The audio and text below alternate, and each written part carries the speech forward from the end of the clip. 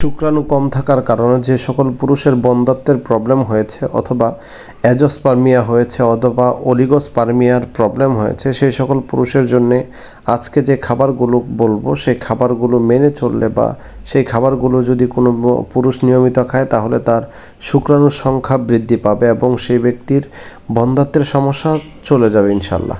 সম্মানিত দর্শক, শুক্রাণুর সংখ্যা বৃদ্ধির জন্য সবচেয়ে গুরুত্বপূর্ণ হলো ডিম, কলা, আখরোট, পালং শাক, ডালিম, গরুর গোশত বা অন্যান্য যে কোনো ধরনের গোশত হোক, কুমড়োর দানা, গাজর, খেজুর, মধু, জিঙ্ক সমৃদ্ধ খাবার।